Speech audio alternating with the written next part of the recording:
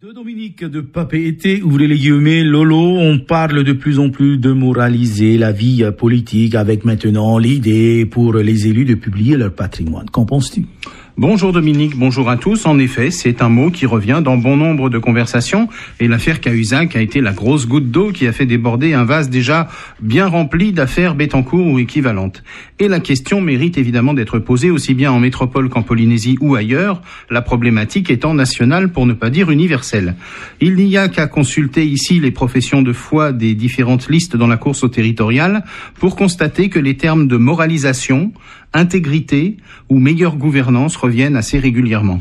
Sous couvert de moralisation, certains voudraient nous faire croire qu'après avoir été les symboles de la mégalomanie, du gigantisme et de l'excès, ils seraient soudain devenus des modèles d'ascétisme. Non mais on entend de ces choses dans les campagnes électorales. Et donc le président Hollande souhaite qu'à l'avenir les élus déclarent leur patrimoine et une loi devrait être proposée en ce sens.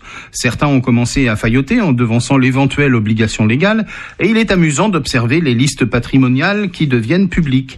Évidemment, aucun compte en Suisse, pas de yacht, pas de jet privé. Au contraire, les élus qui se sont lancés dans cet exercice déclaratif nous parlent bien d'appartements, mais on nous précise que c'est occupé par la maman de l'élu. Comme si ce détail censé jouer sur la sensibilité du contribuable rendait le bien immobilier moins bling-bling. C'est vrai que la présentation compte dans la déclaration. On peut dire un appartement de 110 mètres carrés dans le 16e arrondissement de Paris, comme on peut très bien dire aussi, en parlant de la même chose, un petit logement rue Schaeffer occupé par la maman de l'élu. J'ai souri en constatant que les quelques véhicules déclarés par les ministres qui ont commencé à publier leur patrimoine n'étaient que de vieilles guimbardes, aucune Maserati, pas de Ferrari ni de Porsche, mais une tripotée de véhicules modestes, vous allez voir, qui vont nous déclarer des Xantia, des Renault Fuego ou des Fiat Multipla. On a vu aussi quelques comptes en banque apparaître dans les déclarations, mais là aussi, je sens qu'on va tenter de nous attendrir avec des Codévis ou des livrets A avec 3 € dessus.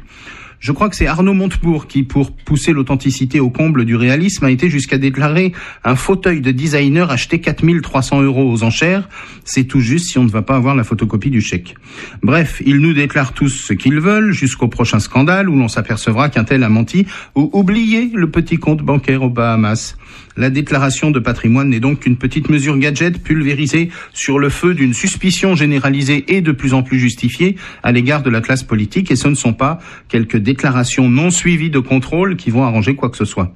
Si la mesure est votée, elle concernera aussi nos députés et nos sénateurs polynésiens, donc on regardera avec une attention très relative ce qu'ils déclareront si ça devenait obligatoire, mais pour ce qui concerne la Polynésie en tout cas, la moralisation de la vie politique ne se fera jamais tant que l'on minimisera les écarts et les malversations sous prétexte que ça fait pitié.